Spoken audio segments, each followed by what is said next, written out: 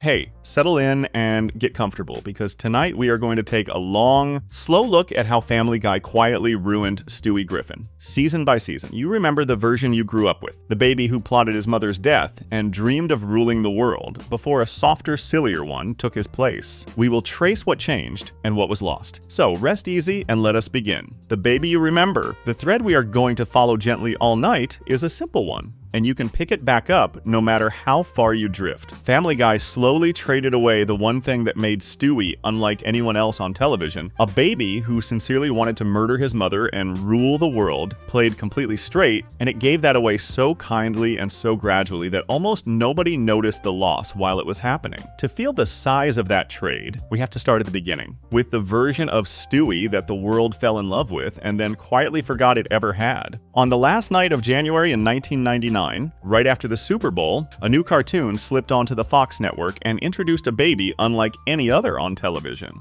The episode was called Death Has a Shadow, the very first Family Guy ever aired, and in it the youngest member of the Griffin family was not a cooing infant in a high chair. He was a tiny tyrant in a yellow shirt and red overalls, speaking in a clipped, lordly British accent, already at war with the world around him. And from his very first scenes, he made one thing perfectly clear. He wanted his mother dead, and he wanted the planet under his control, in that order. That accent was a deliberate choice, and a telling one. The people who made the show built Stewie's voice on the sound of an old English film actor named Rex Harrison, the star of a beloved 1960s musical called My Fair Lady, where Harrison played a snobbish professor who looked down on nearly everyone he met. Stewie inherited that exact quality, the sense of a superior mind trapped among fools who could not possibly understand him. The fools, in his case, were his own family. He treated his father as an oaf, his siblings as background noise, and his mother as a direct enemy who stood between him and everything he wanted. The gap between that grand, sneering voice and the soft little body it came out of was the whole engine of the joke, and it is worth holding on to because that gap is the very thing the show would slowly close. What he wanted was not subtle.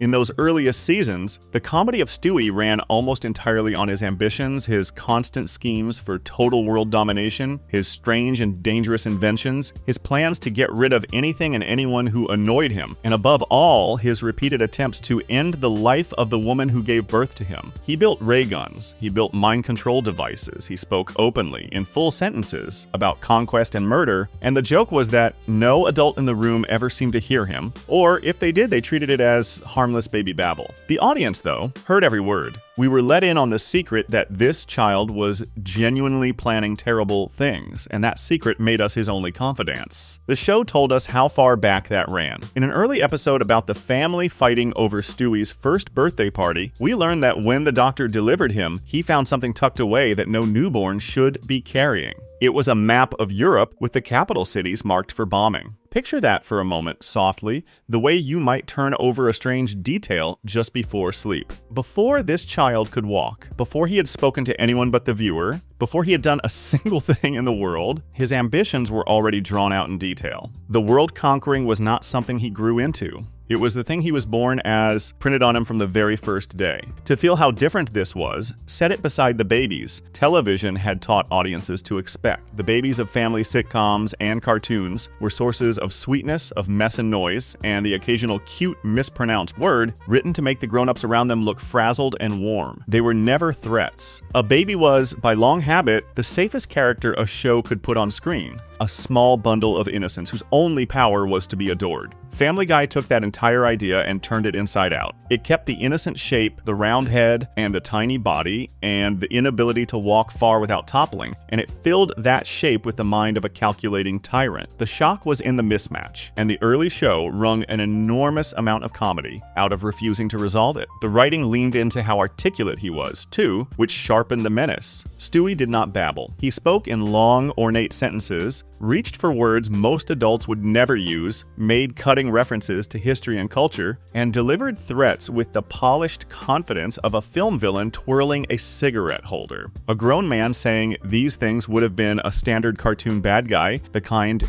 you have seen 100 times, but a baby saying them in that lofty accent with that enormous vocabulary was something nobody had quite built before. The sophistication of the speech and the helplessness of the body were never allowed to settle into agreement, and that constant tension is where all the early comedy lived. Critics noticed right away that this was something new. When the show first arrived, a major entertainment trade publication reviewed it and described the baby at its center as a diabolical and violent genius, a child torn between the desire to do away with his unsuspecting parents and the cold realization that he still needed those same parents alive to do his bidding. That is a remarkable thing to write about an infant in a primetime cartoon. The reviewer was not describing a cute gag. He was describing a villain, a fully formed one, who happened to be wearing a onesie, and he was right to. Casting the menace inside a baby was a clever move, precisely because nobody could ever stop him, since nobody could ever believe him. An adult villain gets caught, gets feared, gets opposed. A villain the world refuses to take seriously is free to operate in plain sight, announcing his evil plans at the dinner table while everyone passes the potatoes. The early show understood that perfectly, and it built whole episodes on the quiet horror of a danger that no one around it could see. To feel how committed the show was to that villain, look no further than the pilot itself. There is a moment where Peter, the father, lands in trouble and faces a courtroom, and the family needs a way out. The way out is Stewie. He produces a device, points it where it needs to go, and bends the will of the people in that room to his purpose, turning the legal system into a puppet show with himself pulling the strings. A 1-year-old quietly hijacks a courtroom, and the show plays it as a matter of fact, the same way another cartoon might show a baby knocking over a stack of blocks. Watch how carefully that scene is built, because the craft is the whole point. Stewie's voice never rises into a tantrum. It stays low, precise, and amused, the voice of someone who has already won, and is mildly bored by how easy it was. The animation keeps him small in the frame, a tiny figure against full-grown adults, which makes the contrast sharper, because the smallest body in the room holds all the power. There is no wacky music to tell you this is silly. The scene is framed flat and plain, the menace treated as ordinary, and that flatness is exactly what makes it land. The show is not winking at you.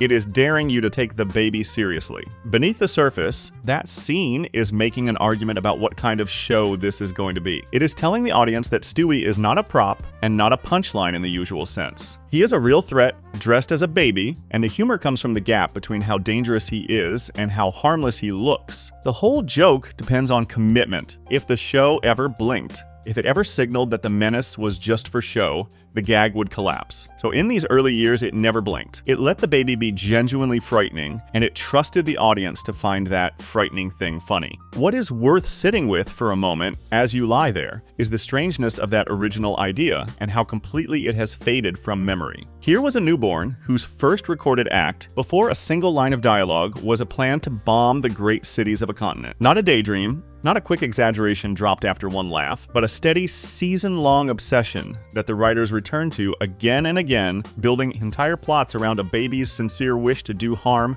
and seize the world. The show asks you to look at the most helpless kind of human being there is, an infant who cannot feed himself, and to understand that inside that helpless body lived a cold and patient mind that wanted to watch everything burn.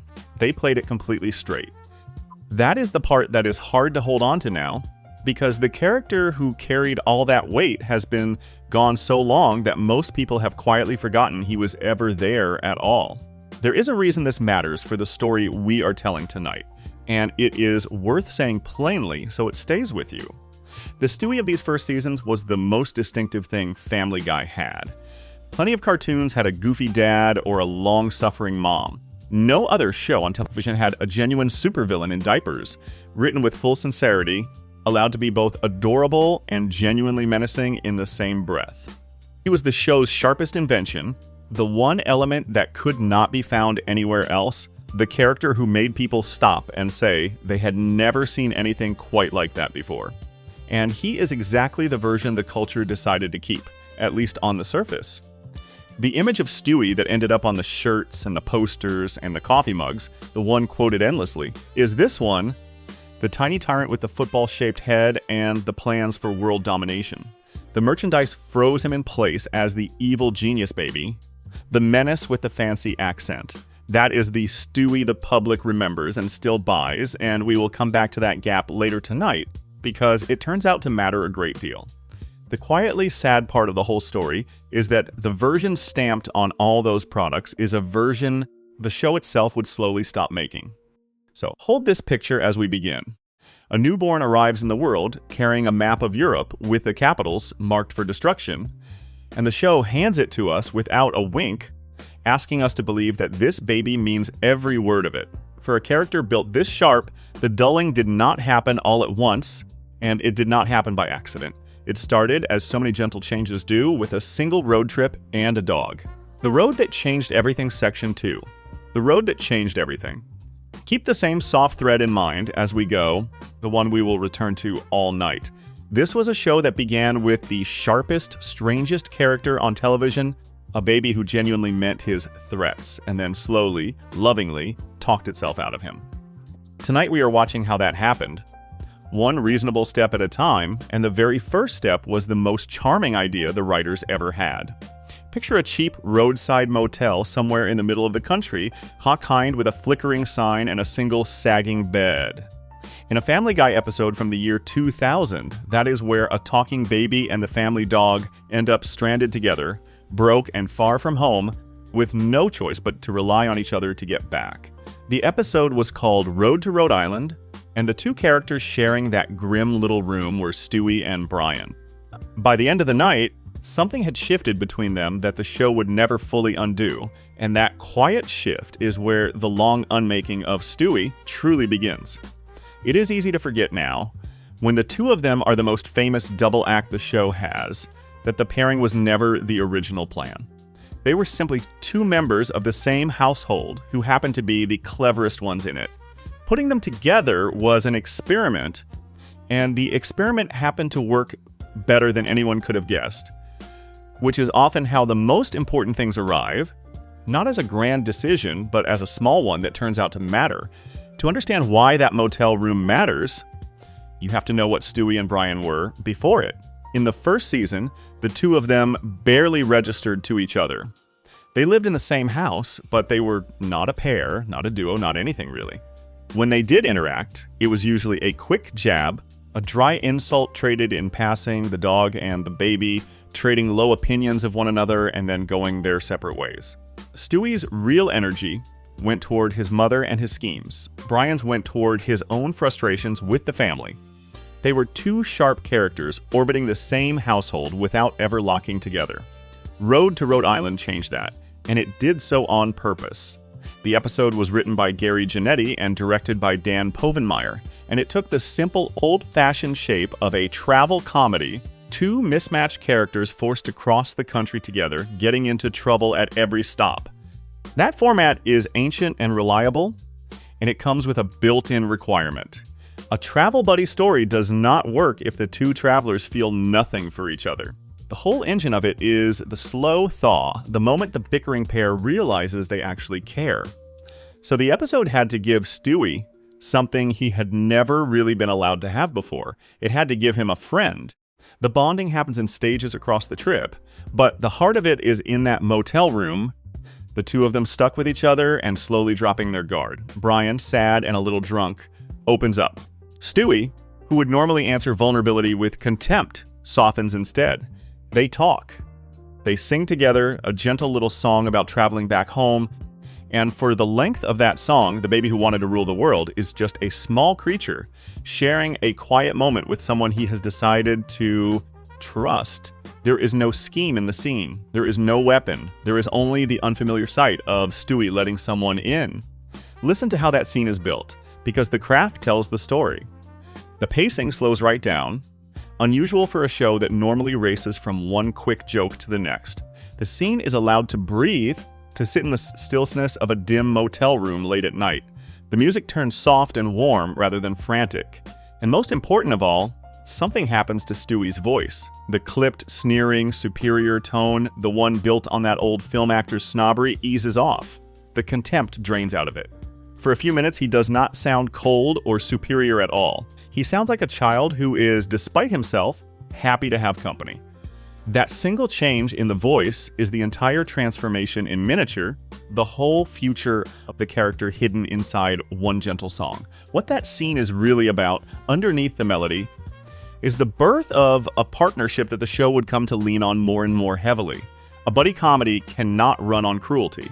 You cannot build a beloved pairing out of two characters who genuinely despise each other. Not for long. So the moment Family Guy decided that Stewie and Brian would be a duo, it committed to making Stewie capable of warmth, of loyalty, of caring about another living thing. And caring is the one quality a true villain cannot really afford. The instant Stewie was allowed to love his traveling companion, a crack opened in the cold and dangerous baby the show had spent its early years building. The format itself demanded a softer Stewie before any writer ever sat down and decided to change him. It helps to understand why this format, of all formats, was so dangerous to the old Stewie. A scheming villain story is built around a single character pursuing a goal against the world. It is a solo shape. The villain plots, the world resists, and the comedy comes from the collision. A road trip buddy story is the opposite shape entirely. It is built around two characters learning to need each other, and its comedy comes from the friction and then the warmth between them. The moment Family Guy decided it loved the buddy shape, it had committed to a kind of story that simply has no room for a cold loner. You cannot run a partnership through a character who genuinely cares about nothing and no one. The format and the original character were pulling in opposite directions, and the format was going to win because the format was making people laugh and feel something at the same time. There was something else the pairing did. Quietly, that mattered just as much. It gave Stewie someone to talk to. For the entire first stretch of the show, Stewie's real conversations were with the audience. He confided his plans to us, sneered at his family for our benefit, treated the camera as the only thing in his world clever enough to understand him. That isolation was part of what made him menacing, the sense of a superior mind alone among fools. Brian broke that isolation. Once Stewie had a friend who could actually keep up with him, who got his references and matched his wit, he was no longer alone, and a villain who is no longer alone is already halfway to being something else. The loneliness that fed his menace was being filled in by friendship. And the warmer he got, the less reason the show had to remember he had ever been dangerous at all. That episode was not a misfire. Quite the opposite. It was a triumph, one of the most acclaimed things the show had made up to that point. It earned a nomination for the television industry's top award for an animated program, and one major entertainment website later handed it a perfect score, ranking it among the finest episodes the series ever produced. Audiences adored it. The road trip idea worked so well that the show turned it into a recurring tradition, returning to the format again and again over the years, until there were eventually around 8 of these journeys, each one pairing the baby and the dog on some new adventure. The Brian and Stewie duo became, for many fans, the best thing about the entire series. Think about what it actually takes to make a buddy pairing land the way this one did. It takes trust, the sense that these two would protect each other. It takes vulnerability, the willingness to be seen at a low moment. It takes affection that survives the insults, a bond underneath the bickering that both characters secretly rely on. Every one of those ingredients is the precise opposite of what made early Stewie work. The early character trusted no one, hid nothing because he feared nothing, and felt affection for no living thing. To make the friendship believable, the show had to install all the qualities the villain lacked, and once those qualities were installed, the villain had effectively been written over, even though he was still wearing the same yellow shirt. What stays with you here is the gentle cruelty hidden inside that success. Two characters who were written to barely tolerate each other, who began as a dog and a baby trading insults in passing, sat together in the dark of a roadside motel and quietly decided that they did not hate each other after all. It is a genuinely lovely moment, maybe one of the loveliest the show ever made, and that is exactly what makes it the beginning of the end for the old Stewie. Nobody watching it could have wanted it to go differently. The warmth is real and earned. But every ounce of that warmth was an ounce taken away from the menace, and the more the audience fell in love with this softer, kinder Stewie sharing a song with his best friend, the less anyone wanted the cold little schemer who used to mark maps with cities to destroy. The thing that softened Stewie did not arrive as a mistake. It arrived as the single most charming idea the writers ever had. You can watch the balance tip across the seasons that followed. Each new road trip adventure was an event, a highlight of its season, the kind of episode fans circled on the calendar and talked about afterward. Each one made the bond between the baby and the dog a little deeper, a little more central, a little more like the true heart of the show. And every time the partnership grew, the lone schemer shrank. There was only so much room in the character, only so many episodes in a season, and the warmth kept claiming more of that space. The villain was not being killed off in any single moment. He was being crowded out, edged toward the margins by a friendship the audience could not get enough of. From that point on, the show had two versions of Stewie available to it, the villain and the companion, and it slowly learned which one the audience liked more. The companion was easier to write, easier to love, and easier to drop into any story. He could go anywhere with Brian and be funny. The villain, by contrast, needed careful handling, needed the show to keep taking his menace seriously, needed plots built specifically around his dark ambitions. Given an easy beloved option and a hard distinctive one, a long-running television show will drift toward the easy one almost every time, not in a single dramatic choice, but in 1,000 small ones. So the road trip only opened a door. Within a few seasons, the show would walk Stewie all the way through it and start treating his old goals as a phase he was simply growing out of. But before we follow him through that door, take the gentle lesson of this chapter with you. The damage to Stewie did not begin with a bad decision. It began with a beautiful one, a pairing so warm and so widely loved that it slowly made the character's original menace feel unnecessary, a sharp edge nobody needed once they had the comfort of the friendship instead. If this kind of long look at something you grew up with is what you come here for, subscribe. It's free, and it tells us these videos are worth making. When the Plotting Stopped, Section 3. When the Plotting Stopped. The thread we keep returning to, the one you can hold no matter how heavy your eyes have become, is that Family Guy did not lose the old Stewie all at once. It set him down gently, one reasonable choice at a time, until the cold little schemer had quietly turned into something the writers found far easier to love. This chapter is about the stretch of years where the scheming simply stopped, so softly that there was never a moment anyone could point to and call the end. There is an episode from the 5th season of Family Guy where Stewie, the baby who once built machines to harm his mother, becomes so terrified of losing her that he can barely function. It is one of the strangest reversals in the show's history, and the strangest part is how little fuss anyone made about it at the time. It was called Stewie Loves Lois. It opened the season in the autumn of 2006, and roughly 10 million households watched it. The premise is almost the exact opposite of everything the character was built on. Lois shows Stewie a little kindness, and instead of plotting against her, he latches on, desperate and clinging, following her everywhere, panicking at the thought of being apart from her. The little genius who once wanted her gone had become a frightened toddler who just wanted his mommy. The revival itself is a famous story in television, a canceled cartoon clawing its way back through reruns and disc sales, and we have looked at that comeback before on this channel. What matters here is narrower and stranger. The show that returned wore the same face as the one that left, the same family, the same town, the same rhythm of jokes, but the baby inside it had begun, very quietly, to change his nature. The comeback saved the show and started softening its sharpest character in the very same stroke. To understand how the show arrived at that reversal, you have to know what happened to Family Guy in between.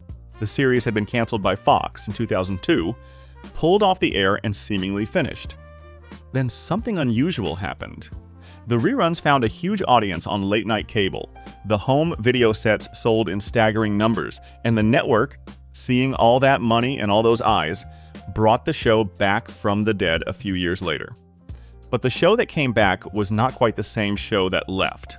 The revival arrived with a different energy, a little crueler in places, a little stranger, and Stewie in particular came back changed. The cold strategist was quietly being swapped out for something the writers found easier to write and easier to love. The clearest sign of that swap was the simple disappearance of the plots. Think about what made early Stewie tick: the inventions, the schemes, the elaborate plans to seize control of the world, or finally rid himself of Lois. In the revival years, those stories just stopped arriving. Not with an announcement, not with a dramatic farewell, but quietly. The way a habit fades from a life without anyone deciding to end it. One season there were fewer of them, the next fewer still, and the space they left behind filled up with something else entirely. Stewie started getting domestic stories, relationship stories, odd little adventures with Brian. The schemes that had once defined him became occasional throwbacks rather than the main event, and then they barely came at all. Before that, though, it is worth tracing how quietly the goals had already been slipping. In the earliest seasons, the world domination was the spine of the character, the thing every other trait hung from. By the time the show came back, that spine had softened into something more like a running reference, a thing Stewie would mention rather than pursue. He still had the lab and the accent and the occasional scheme, but the schemes increasingly served as for setups for jokes rather than as real engines of story. The difference is subtle, but it is everything. In the beginning, Stewie wanted to take over the world, and the comedy grew out of that wanting. Later, Stewie would say something about taking over the world as a quick laugh, and then the episode would move on to something gentler. The ambition had been demoted from the heart of the character to a piece of his costume. Stewie Loves Lois is the episode where that change becomes impossible to ignore, because it does not just set the scheming aside, it actively reverses it. The whole story turns on Stewie discovering that he loves the very person he was created to destroy. The show takes the single most important relationship in the character's design, the baby against the mother, the tiny schemer against his target, and flips it into pure need. Stewie does not want Lois gone anymore. He wants her near him at every moment. He wants her attention, her affection, her presence. The enemy has become the security blanket. Look closely at how the show performs that reversal, because the choices are deliberate. Stewie's voice, once cold and commanding, goes high and needy and frantic, the sound of a small child on the edge of tears. The animation puts him in clinging poses, wrapped around Lois, trailing after her, reaching up for her the way a real anxious toddler would. The color and the staging of his scenes go warm and domestic, soft household light instead of the sterile glow of a laboratory full of weapons. Everything about the way the moment is built tells you that this is a story about a child who loves his mother, and there is not a trace of the old menace left in any of it. The performance is not mocking the sweetness. It means it. Underneath that sweetness sits a quiet point of no return. Once a show makes a baby genuinely love his mother, and means it, and asks the audience to be moved by it, that show can never again take the baby's wish to be rid of her seriously. The two ideas cannot share the same character. You cannot spend an episode making the audience feel the warmth of Stewie clinging to Lois and then, a few weeks later, ask them to believe he truly wants her gone. The love quietly poisons the menace by choosing, even once, to make the affection real. The writers retired the old hostility for good, whether or not they consciously realized that was what they were doing. Part of what makes this stretch so hard to point to is that no single episode is to blame. You cannot hold up one show and say, that is the one that did it, because the change was spread across dozens of episodes, each one making a choice that seemed perfectly reasonable on its own. A sweet moment here, a Brian adventure there. A story about Stewie's feelings instead of his schemes. None of these were wrong, and none of them were dramatic enough to alarm anyone. But they accumulated, the way small choices do, until the sum of all those reasonable little decisions was a completely different character. The change was not an event. It was an average, the slow result of the show reaching again and again for the gentler option, until gentle was all that was left. What is worth sitting with for a moment is how gentle and how final this disappearance was. There was no dramatic scene where the old Stewie died, no farewell episode, no moment where the character looked into the camera and announced that he was giving up his dreams of conquest. He simply stopped. A baby who had once spent his nights designing weapons to end his mother's life slowly, episode by quiet episode, turned into a baby who panicked at the thought of her leaving the room. The most chilling and original character on television did not go out with a bang or even a whimper. He just faded, replaced so softly and so gradually that by the time anyone thought to mourn him, he had already been gone for years. Longtime fans tend to point to this stretch of seasons as the moment they lost the Stewie they fell in love with, And the strange thing they all describe is the same. There was no funeral. One day, they simply noticed he was not there anymore. You can see the writers reaching in these years for things to do with a baby who no longer wanted to conquer anything. They paired him with Brian more and more because that always worked. They gave him stranger and more surreal solo adventures, leaning on his cleverness without his cruelty. They began exploring his inner life, his insecurities, the small humiliations of being a baby in a careless household. All of it was an attempt to answer a question the early show never had to ask, which was what Stewie is actually about, once you take away the wanting to be rid of Lois and rule the world. The early show knew exactly what he was about. The revival show was searching for a replacement, and the replacement it kept circling was vulnerability, the idea that under the bluster was a lonely little kid who needed things. Critics and viewers reaching for a way to describe the new Stewie kept landing on the same shift.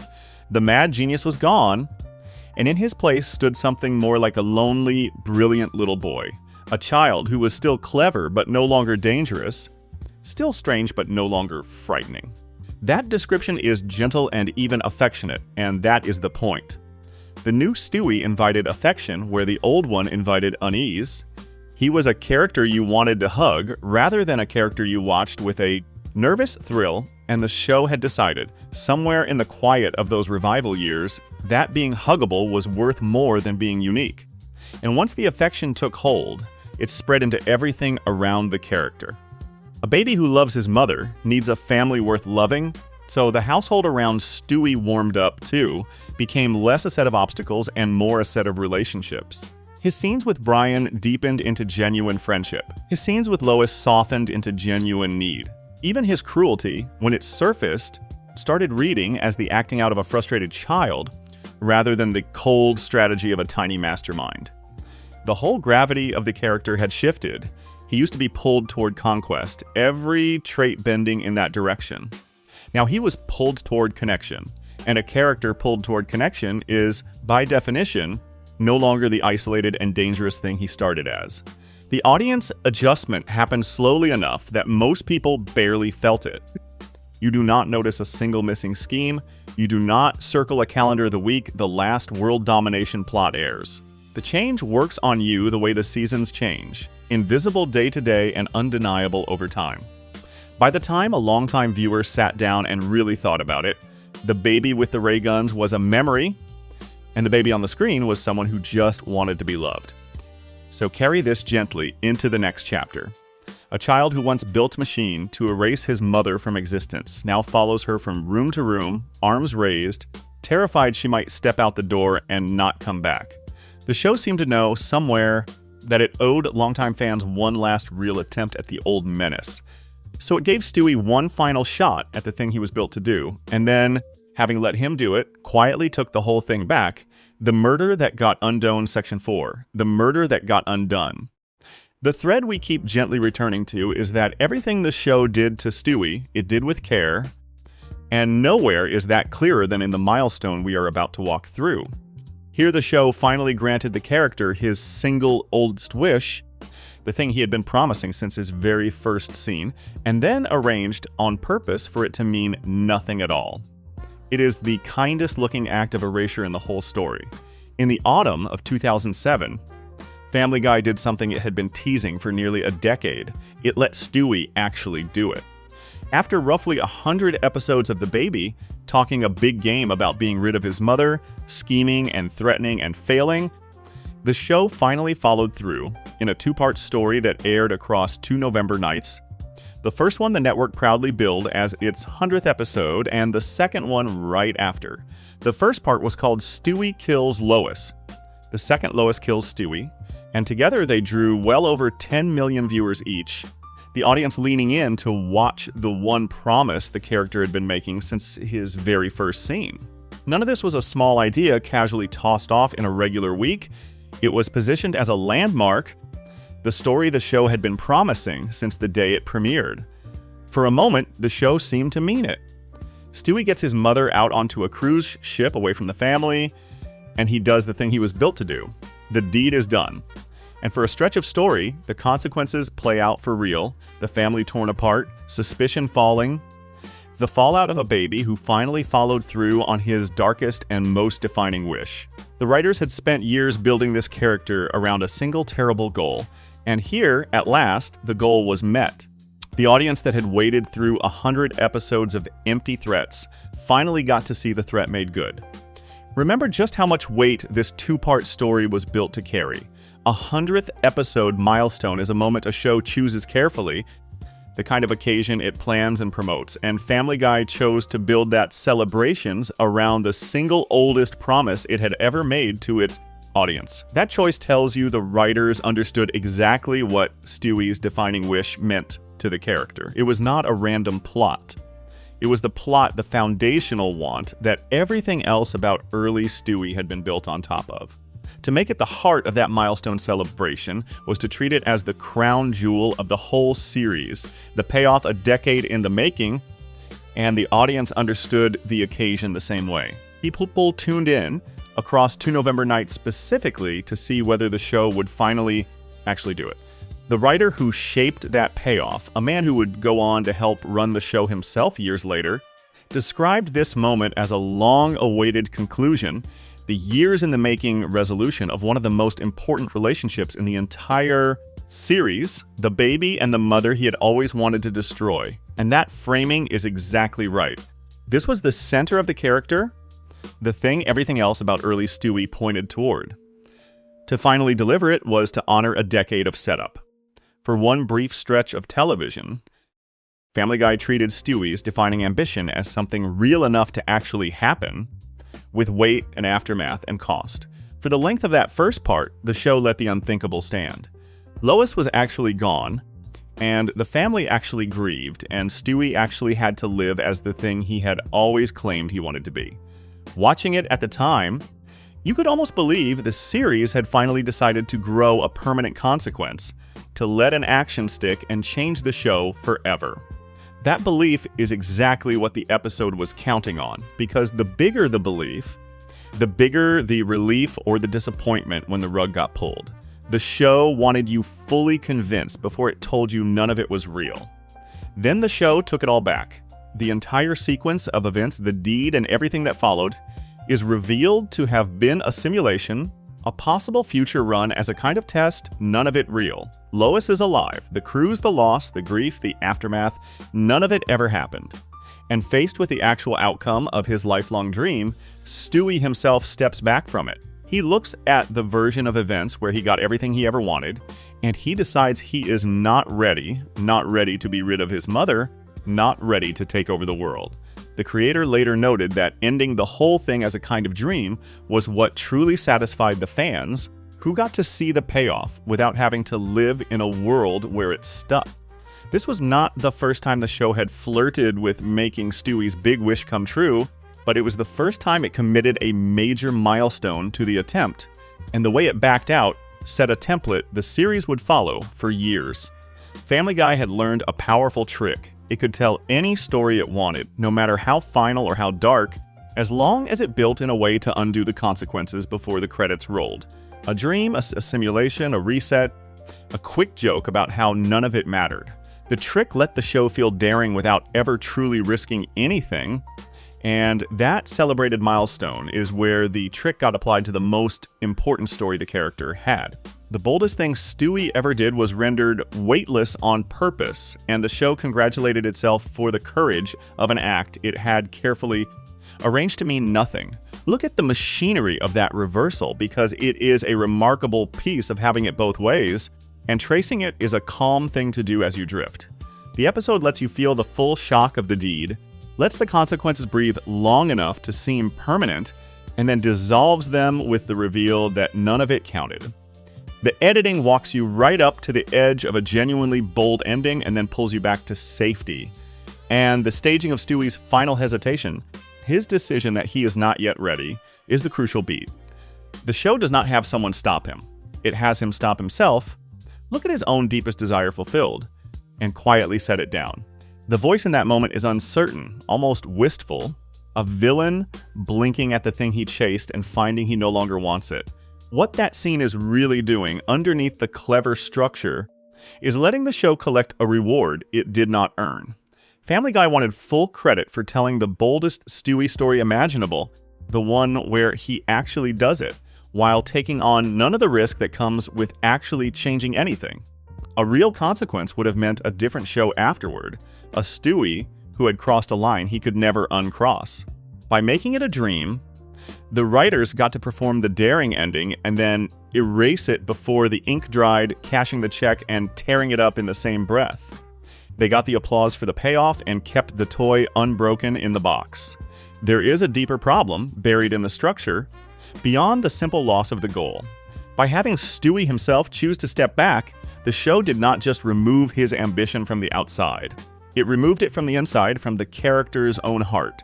A villain who is stopped by a hero is still a villain. He wanted the terrible thing and was prevented from getting it, and his wanting stays intact for next time. But a different kind of removal happened here. A villain who gets everything he ever wanted and then decides, looking at it, that he does not actually want it is no longer a villain at all. The desire itself has been switched off at the source. Stewie did not fail. He succeeded, examined the result, and declined. After a character makes that choice, there is simply nowhere for the old menace to live, because the menace was never really about ability. It was about desire, and the desire is what the episode quietly took away. The cost of that trick was enormous, even if it took years to come due. Once you have tested a character's defining goal and let him walk away from it, that goal is finished as a story engine. Stewie's whole original design pointed at one target. Take that target away, have the character himself decide he does not actually want it, and you are left with a villain who has nothing left to want. You cannot credibly bring the old plots back after this, because the show has already shown, in its biggest and most heavily promoted story, that even Stewie does not really mean it. The ambition that powered the entire character has been quietly switched off, and there is no switching it back on. Consider what the show had in its hands at that moment and chose to throw back. It had a character whose defining want was so strong and so specific that audiences waited 100 episodes to see it pay off. That kind of pull is rare and precious in television, a built-in engine that can power a character for as long as the want goes unfulfilled. The smart and careful move, if the goal was to protect the character, would have been to never fully resolve it, to keep the want alive and hungry forever. Instead, the show resolved it and then erased the resolution, which is the worst of both worlds. It used up the suspense of the payoff and got nothing lasting in return, spending the character's single greatest asset on an episode that, by its own admission, did not really happen. The thing worth resting on here is the strange sadness of a character finally reaching the summit he was built to climb, only to be told the mountain was never there. For years, this baby had wanted one thing with a purity that was almost magnificent, a single cold ambition that gave him shape and edge and made him unlike anyone else on television. And in the one episode where he finally gets it, where the dream comes true and his mother is gone and the world is his for the taking, the show wakes him up, pats him on the head, and tells him none of it was real and he was not ready anyway. He achieved the impossible and then watched it vanish, and what was left was a baby who used to want something enormous and now wanted nothing in particular at all. The most driven character on the show was handed his own emptiness, and the audience was asked to find it satisfying. So this is the gentle paradox to carry forward.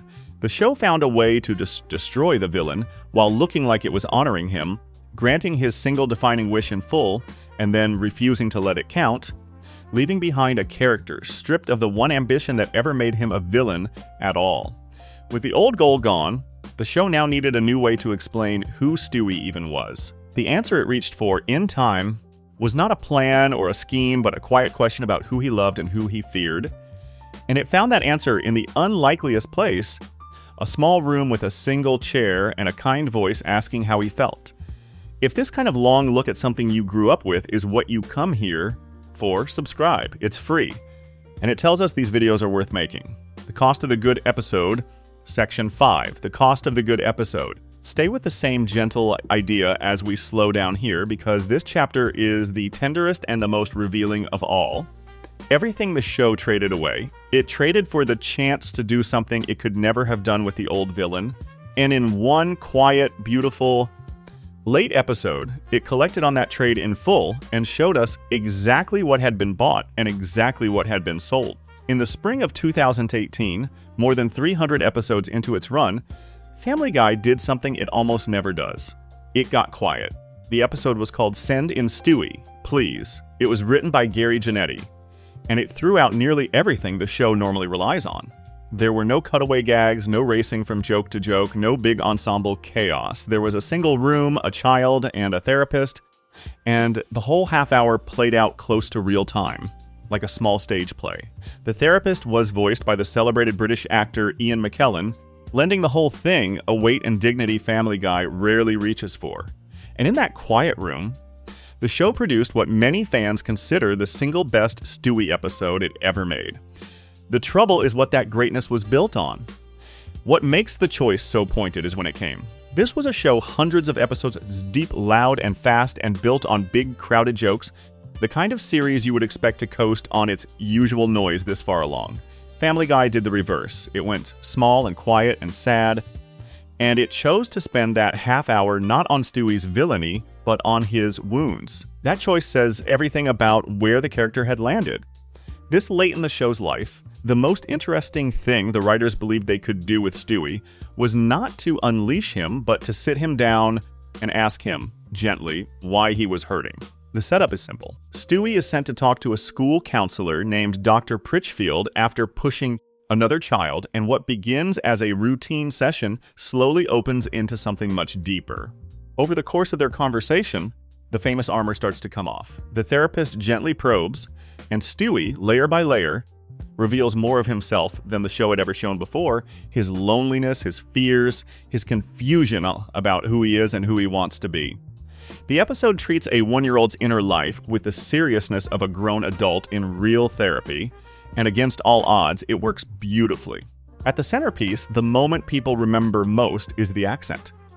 Midway through the session, Stewie drops the clipped British voice he has used since the very first episode and speaks just for a moment in a flat, ordinary American accent.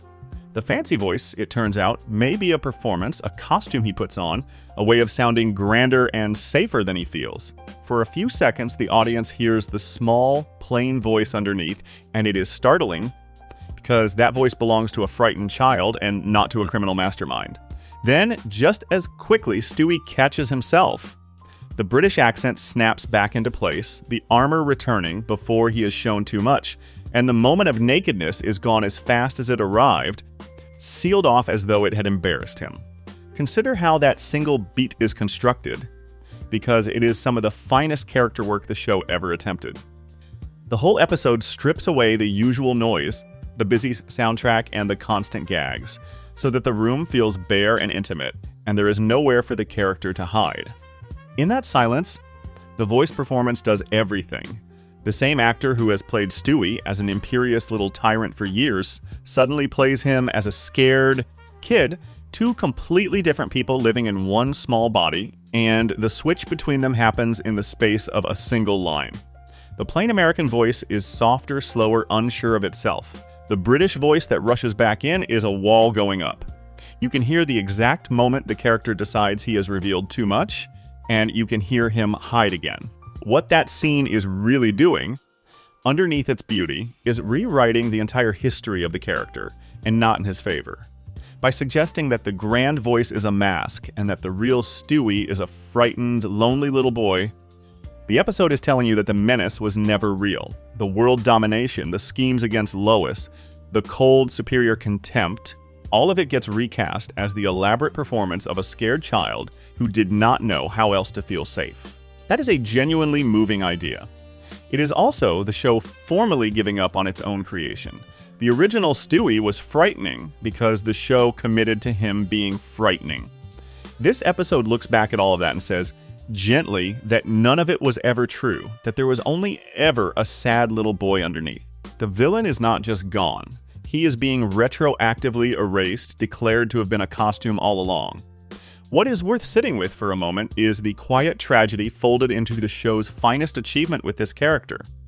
Here, in this still and careful room, a baby finally admits in a small and borrowed-sounding voice that he is afraid, that he is lonely, that he does not really know who he is. And it is genuinely beautiful. The kind of writing that makes you remember why you love this show in the first place. And yet the only way the writers could reach that beauty was by standing on the grave of the character they started with. They could only make Stewie this deep by first making sure he was no longer dangerous, by quietly agreeing among themselves that the evil genius was just a phase, a sad child's defense, something to be understood and soothed rather than feared.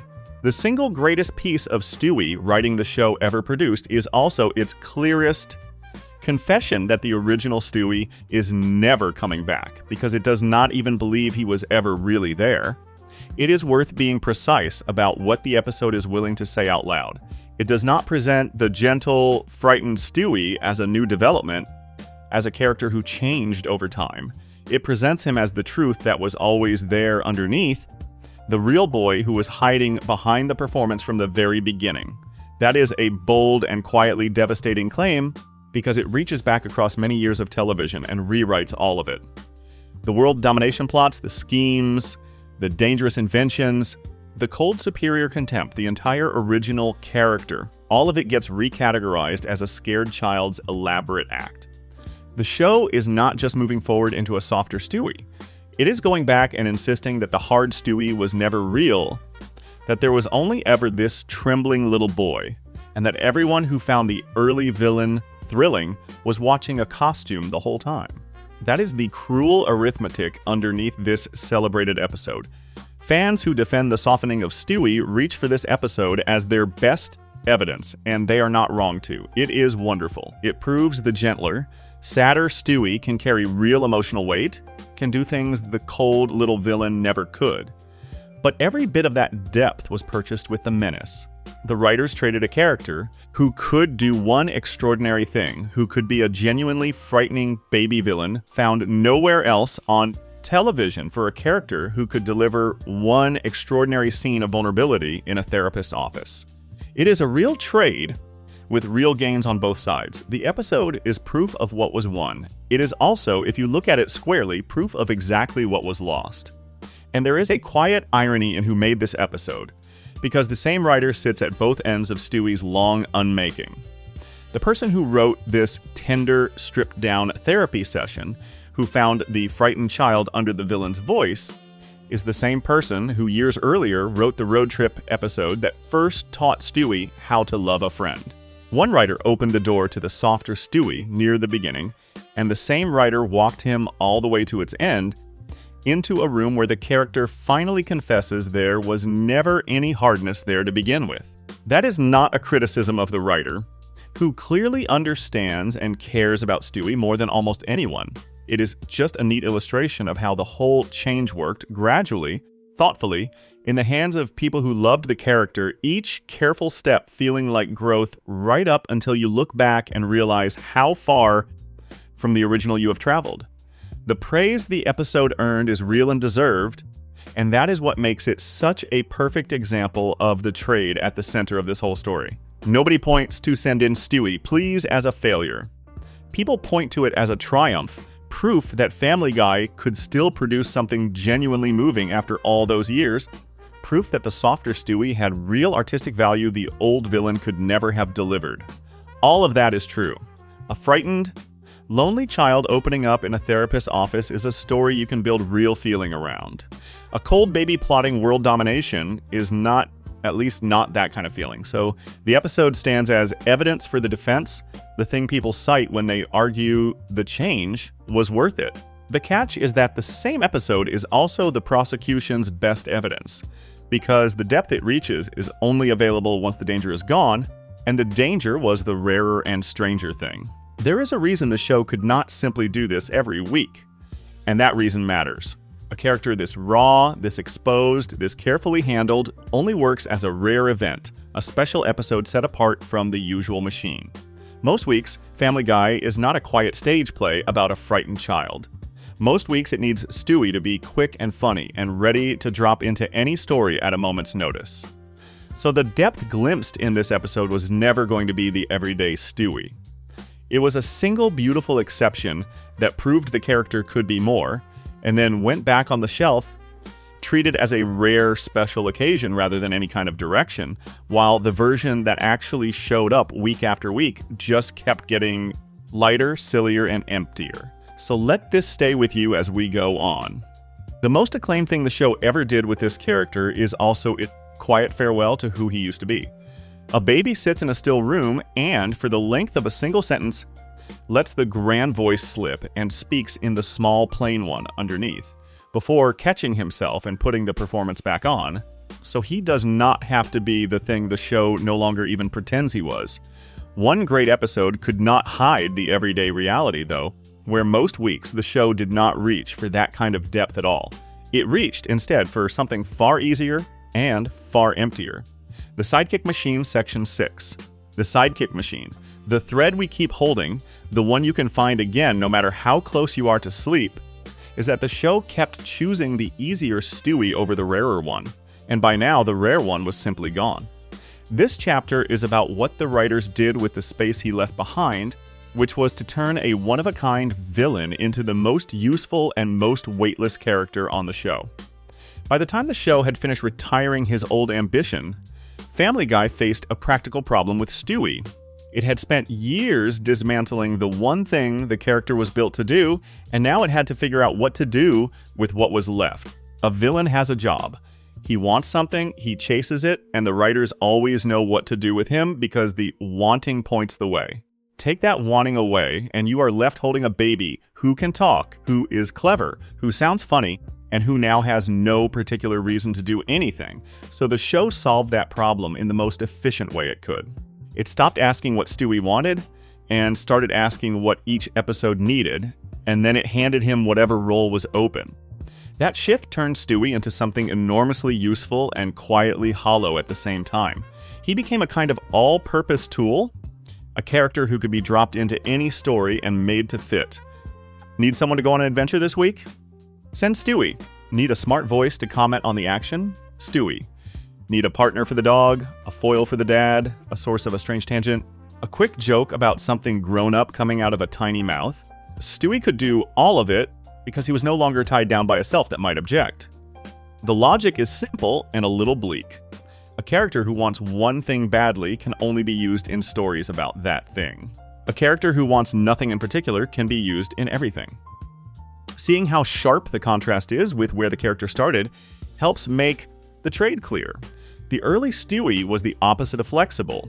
He could only really be used in one kind of story, the kind where a tiny genius plots against the world and the world fails to notice. Drop that character into an ordinary domestic plot and he sticks out, because his whole being pulls toward a goal the plot does not contain. He was a specialist, brilliant at one thing and awkward everywhere else, and a specialist is expensive to write. You have to build episodes around him, shape the story to fit his obsession, keep taking his menace seriously, even when it would be easier not to. A show that runs for hundreds of episodes cannot afford to keep building special accommodations for one demanding character, and so the demanding character was quietly replaced with one who would fit anywhere without any accommodation at all. Loose rules around the character made this even easier. Family Guy had never been strict about how Stewie worked. Sometimes the family seemed to understand him perfectly. Sometimes nobody could understand a word he said, and the show flipped between those settings whenever a joke required it. His age barely moved. He had his first birthday early in the show's life and did not reach his second until somewhere around 15 years later in an episode built around a strange reversal of fortune for the family dog. Across all that time, he stayed frozen as a 1-year-old, but a 1-year-old who could be a genius one minute and a helpless infant the next, a sophisticate or a toddler depending entirely on what the scene called for. That flexibility was a gift to the writers and a slow fading for the character, because a person who can be anything on demand is, in the end, no fixed person at all. There is a telling detail in how rarely the show worries about keeping him consistent. A character with a fixed identity creates obligations. If Stewie truly wanted one thing, every episode would have to honor that want, or at least account for it, and the writers would constantly be checking the new story against the established character. A character who stands for nothing in particular creates no such obligations. He can be brilliant in one episode and oblivious in the next, cruel here and tender there, worldly in one scene and infantile in another, and none of it counts as a contradiction because there is no fixed self for it to contradict. That freedom from consistency is enormously convenient for a writer's room trying to fill 20-some episodes a year, and it is quietly corrosive to the character, because the things we call a personality are mostly just consistencies, the patterns that make someone recognizably themselves across time. His friendship with the dog became the default setting rather than the special occasion. What had begun as a rare and celebrated pairing hardened into the show's reliable engine, the thing it reached for whenever it needed a story that worked.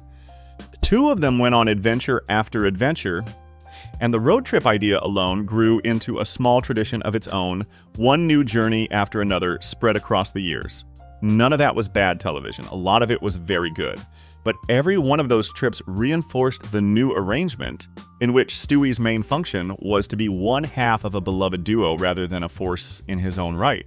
He was defined now by who he was paired with, not by what he wanted, and a character defined by his pairing can be steered anywhere his partner goes. You can watch the show audition replacements for the missing goal season after season, never quite committing to any of them. For a while, it tried making him a budding artist, then a romantic, then a schemer in smaller, sillier ways, then a partner in the dog's misadventures, trying on motivations the way you try on clothes. None of them stuck because none of them were ever meant to. They were temporary costumes for a character who had stopped having a permanent shape, each one worn for an episode or a season, and then dropped when the next story needed something else. A character searching this restlessly for something to want is really a character who no longer wants anything on his own, borrowing a purpose each week and returning it before the credits. Alongside the flexibility came a new comic register, and it replaced the old one almost completely. The cold, strategic, contemptuous Stewie gave way to a flamboyant, theatrical, larger-than-life Stewie. A character built for big reactions and showy lines and camp energy, he became a performer, fussy and dramatic and quick with a quip, the kind of character who gets the room laughing rather than the kind who makes the room nervous. Reference works that track the show describe this evolution plainly, noting how the menacing schemer steadily turned into an eccentric, friendly, and flamboyant figure. The new register was genuinely funny, and it suited a character who now existed to serve jokes rather than to pursue goals. But it was a register with no danger in it anywhere, and danger had been the thing that set him apart. What lingers underneath all of it is the strange quiet that settles over a character once he no longer wants anything of his own. Think about what it means to build a person, even a cartoon person, around a single burning desire, and then to remove that desire and leave everything else in place. The voice is still there. The cleverness is still there. The funny outfit and the big head and the familiar sound are all still there. But the engine underneath is gone, and what fills the space where it used to be is simply the needs of whatever story is being told this week. He wants to take a trip because the episode is about a trip. He wants to solve a problem because the plot has handed him a problem. He wants to be cruel or sweet or scared or proud, depending entirely on which of those things will land the next joke. A character who once pursued one enormous goal with frightening focus now pursues, with equal commitment, whatever happens to be in front of him. And there is something genuinely gentle and sad in watching a will that powerful get hollowed out and turned into a container for other people's plots. The trade has a quiet cost that only shows up over the long haul. An audience can love a flexible character and still, slowly, stop caring what happens to him because caring requires stakes and stakes require wanting. And a character who wants whatever the episode hands him has no stakes of his own to speak of. That hollowness is hard to see episode to episode because the show is still funny and the character is still entertaining. You do not notice the missing engine when the car is being pushed along by a good script. You notice it only when you step back and try to say, in a sentence, what Stewie is about now, and you find you cannot. He is about whatever the week requires. The most committed character on the show became its most agreeable one, ready to be whatever was asked, and fans circling this version of him tend to reach for the same uneasy description. He is funny, they say, but weightless. A great voice attached to no particular person, a sound in search of a character to belong to. For all that loss, the practical genius of the arrangement is hard to deny when you watch the show actually function. A writer staring at a blank page with an episode due has, in Modern Stewie, a key that fits almost any lock. There is a real benefit hidden in all of this, and it would be dishonest to pretend otherwise. A flexible character is a durable character. A character who can fit into any story will always have something to do, will never run dry, will never force the writers into a corner. The villain Stewie, with his one enormous goal, was a powerful engine but a limited one. The kind of character who eventually runs out of road because there are only so many ways to chase the same prize. The sidekick Stewie has no such limit. He can keep going forever because forever is exactly what a character with no fixed self is built for. The show traded a sprinter for a thing that never has to stop walking, and on a series that has lasted as long as this one, that trade has a logic to it that is hard to argue with. But logic is not the same as worth, and this is where the cost finally comes clear. A character you can drop into anything is still a character nobody truly needs for himself. The final exchange was identity for usefulness, a one-of-a-kind character with a will of his own traded for an endlessly employable one with no will at all, kept around precisely because he could be made to mean anything, which is only ever another way of saying he no longer meant anything in particular. So let this settle as you rest. None of this was an accident, and none of it was done in the dark. The man who created Stewie, the same man who has spoken every word the baby has ever said, has explained more than once, calmly and without much agonizing, exactly why he let the old version go. In a little while, we will listen to those reasons, because they are kinder and sadder than any villain could ever be. If this kind of long look at something you grew up with is what you come here for, subscribe. It's free, and it tells us these videos are worth making, why they did it Section 7, why they did it. The thread to hold through this gentler stretch is that there is no villain in the story of how the villain disappeared. No studio note, no cynical order, no betrayal. There is only a group of thoughtful people, led by the man who gave the baby his voice, looking honestly at what they had built and deciding, for reasons that genuinely make sense, that it could not last. That is the part that aches, and it is worth understanding slowly. Sometime in the late 2000s, in an interview about the show, the creator Seth MacFarlane was asked a direct question about Stewie. Why had the homicidal, world-conquering baby slowly turned into a softer, sillier, more theatrical one? His answer was not defensive, and it was not mysterious. He explained that doing the take-over-the-world story every single week had started to feel played out, a little tired, a little stuck in the decade it came from, and that if the show were still grinding out those same plots, it would be running on fumes by now. In other words, the man who built the villain looked at the villain and decided, plainly and without much agonizing, that the act had gotten old. The question itself was a sign of how much had already changed. Nobody asks why a villain is still a villain, only what happened to one, and by the time interviewers were putting it to him, enough of the audience had noticed the shift that it had become a thing worth explaining. The change had moved from the screen into the conversation around the show. That explanation is worth taking seriously, because it comes from the person with the most right to give it. When the maker of a thing tells you why he changed it, you are hearing the truth as close to the source as you will ever get. MacFarlane does not just run the show. He is the voice of Stewie, the one who has spoken every line the character has ever said, the closest thing the baby has to a soul. When he says the world domination engine had worn out, he is not guessing from the outside. He is reporting from the inside as the performer who had to find something fresh in those plots year after year and eventually could not. From where he sat, the villain was not a treasure being thrown away. He was a bit that had stopped surprising anyone, including the man performing it. Dwell for a second on how unusual that admission really is, coming from the person it comes from. Most creators protect their most famous creations, talk them up, guard the mystique. Here was the opposite, the maker of a beloved character, publicly shrugging at the very trait that made him beloved, Treating the world domination engine not as a crown jewel, but as a worn-out gimmick he was frankly relieved to set down. He was, in effect, reviewing his own creation and finding it dated, the way an artist might look at early work and wince. That candor tells you something important about how the change happened. It was not forced on the show from outside, not the result of some network demand or some focus group.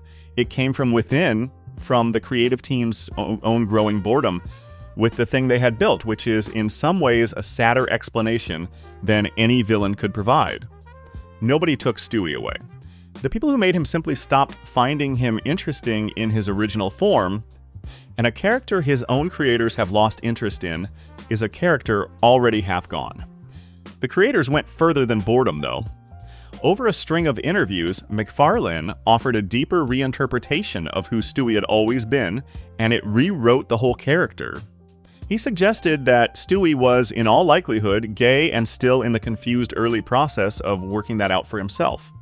More striking still, he tied the old villainy directly to that confusion, framing the aggression and the rage and the dreams of conquest as the thrashing of a child who did not yet understand his own nature. In that telling, the schemes were never really about ruling the world at all. They were the noise a frightened, uncertain kid made before he had any other language for what he felt. Whether or not a viewer finds that reading convincing, it had a clear effect on the writing. Once the people making the show decided the menace was a symptom rather than the substance, the menace became something to treat and resolve rather than something to celebrate and protect. You do not nurture a symptom, you soothe it, and soothing Stewie meant slowly taking the danger away. The reinterpretation did not just describe the character differently, it changed what the writers thought their job with him was. There was even an episode, written and prepared in the show's earlier years, in which Stewie was going to settle the question of who he was once and for all. It reached a finished or near-finished state, and then never aired, set aside as the show changed direction and the cancellation and revival scrambled its plans. That unaired episode is a small ghost haunting this whole story, a version of Stewie the show built and then chose not to show, a road it walked partway down and then abandoned.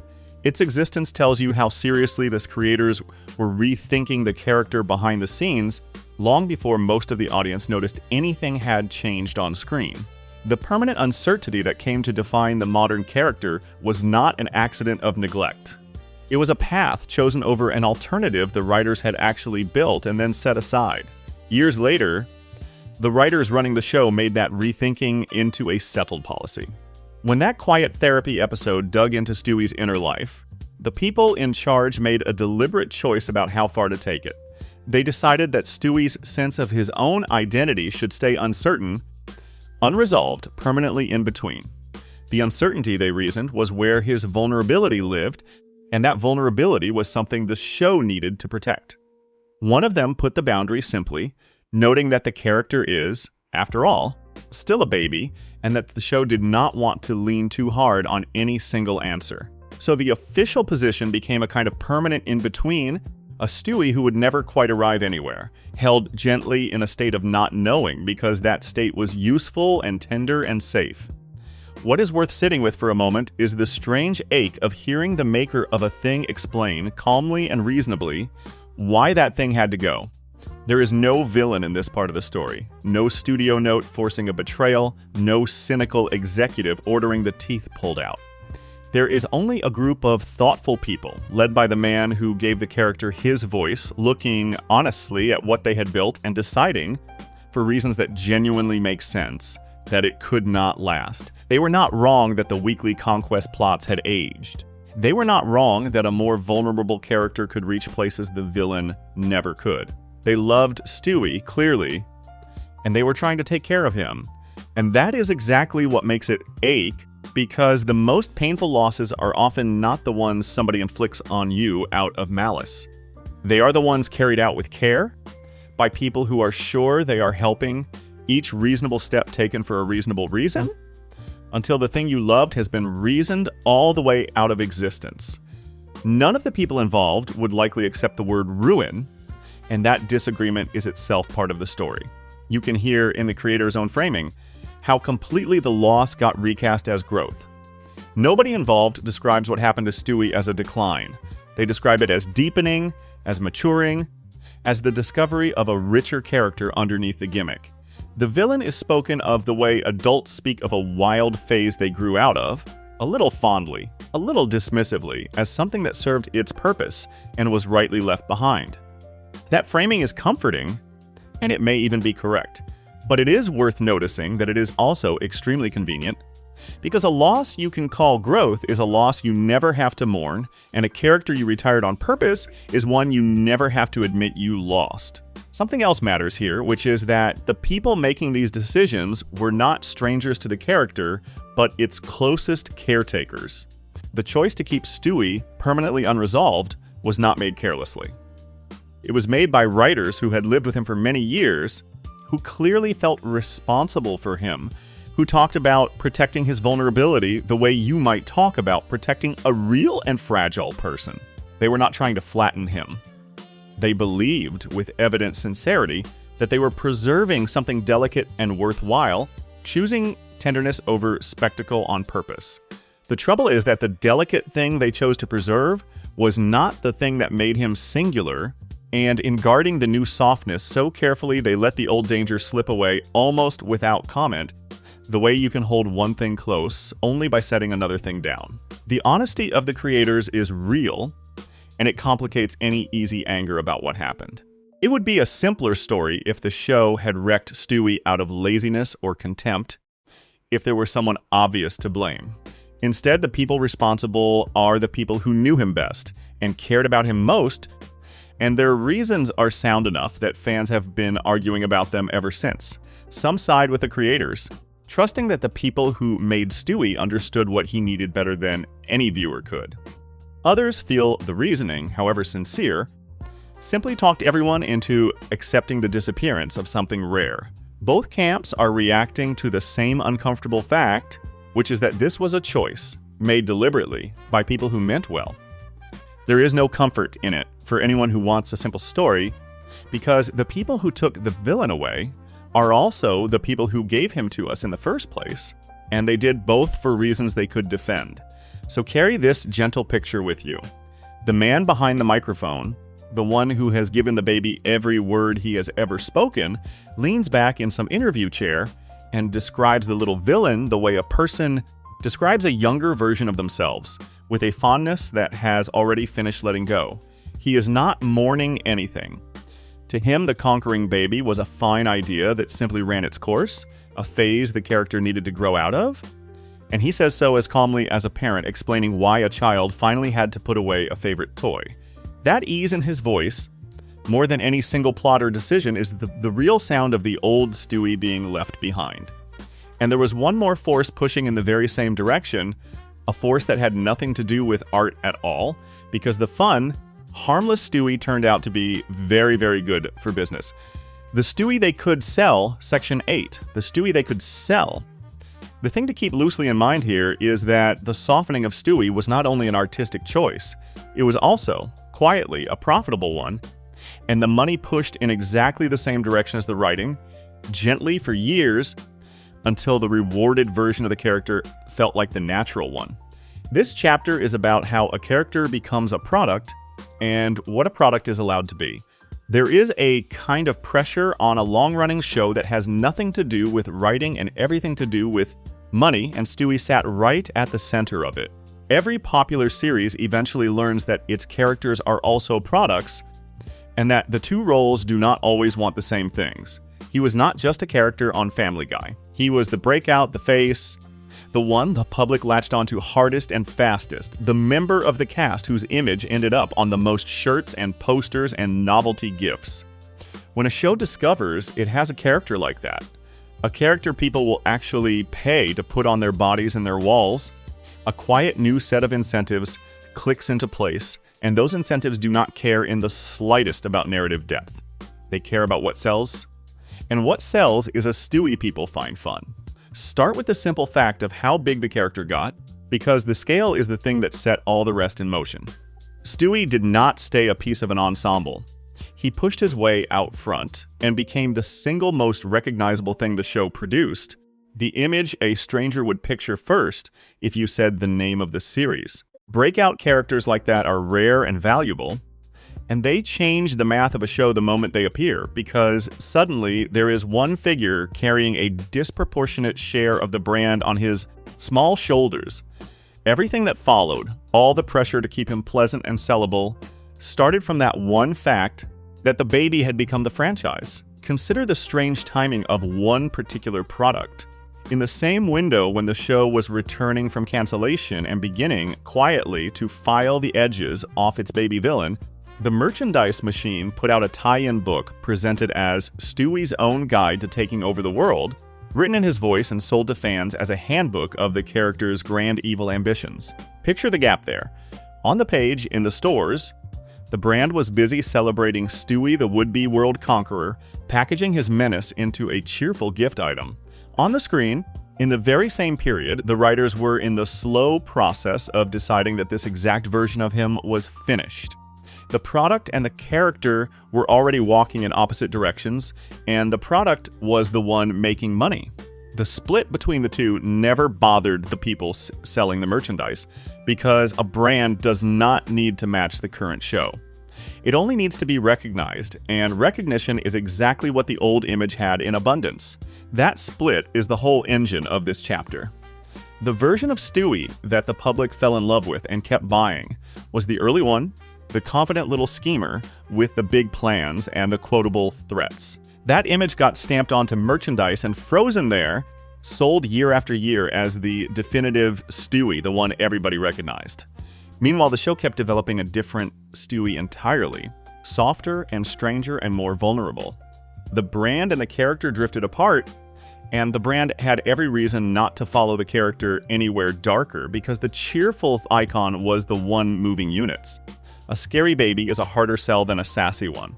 A merchandising operation will always gently push toward the version of a character that looks good on a coffee mug. Step back and the pattern is almost mechanical in how it works. A breakout character is a strange kind of prisoner. The moment the public decides it loves a particular version of someone, that version becomes valuable, and value is a cage. The early Stewie, the confident schemer, was the version that broke out, the one printed and sold and quoted, and so the early Stewie became the official face of the brand no matter what the show did next. A business does not lightly walk away from a face that sells. It wants more of what worked, not a darker or stranger or more uncomfortable evolution of it, and certainly not a version that might make a casual shopper hesitate before reaching for the shelf.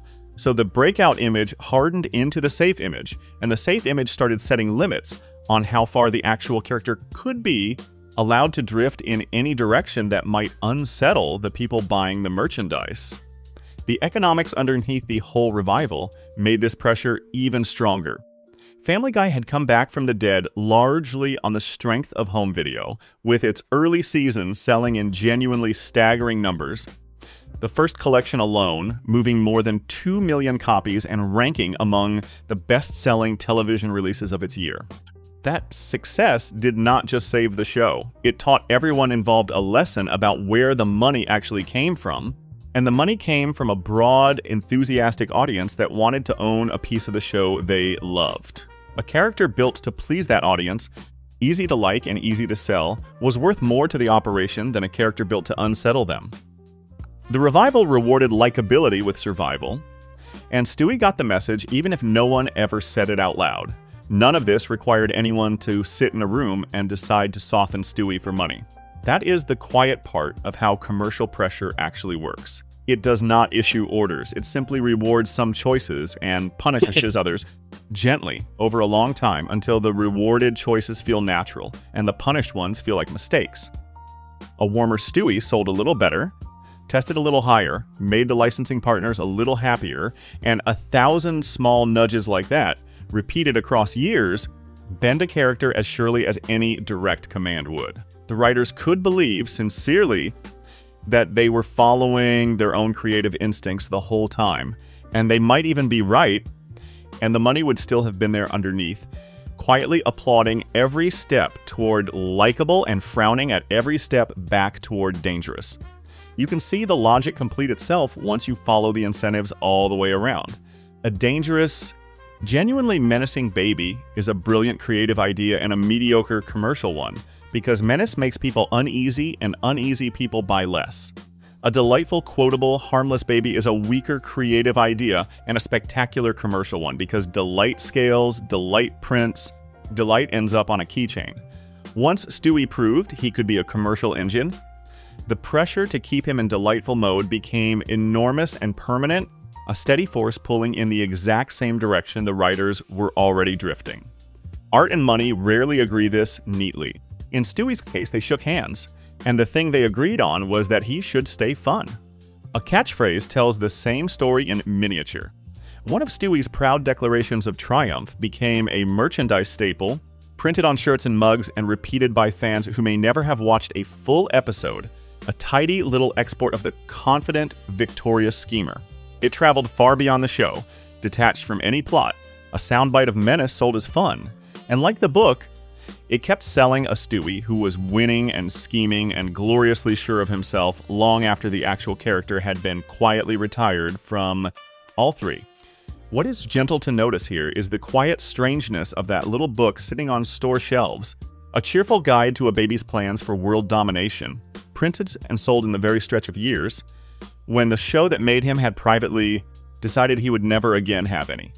Imagine a child somewhere paging through it, delighted, learning the schemes and the threats and the grand ambitions of this funny cartoon baby, taking it as a faithful picture of who the character was. And the whole time on the actual show, that character was being gently dismantled, his ambitions quietly retired, his menace folded away for good. The book was a kind of accidental headstone, a monument to a version of Stewie that was already passing out of existence even as it was being celebrated in print, sold to fans as a living thing at the precise moment it was becoming a memory. The merchandise remembered him as a villain long after the show had stopped letting him be one. You can measure the distance in a single object. Somewhere out there, a fan still owns that guide to world domination, a cheerful little book promising the schemes and the menace of a character who, by the time the ink was dry, had already begun giving all of that up. Hold it next to a recent episode, and the two barely seem to describe the same creature. The book is a snapshot of a Stewie the show no longer makes, preserved and sold as though he were still current. And there are thousands of such snapshots scattered through the culture, on shelves and in closets and in the memories of people who stopped watching years ago. Each one keeps the old villain alive in a way the show itself gave up on, and each one widens the gap between the Stewie the world thinks it knows and the Stewie actually airing on any given week. That gap never really closed, and in a way it never could. The Stewie the wider world carries in its head, the one referenced and quoted and recognized on sight, is still mostly the early menace, the confident schemer with the plans. The Stewie actually appearing on television drifted far away from that image years ago. A casual fan who stopped watching long ago and a diehard who never missed an episode are, in a sense, talking about two different characters when they say the name and the merchandise is a big part of why.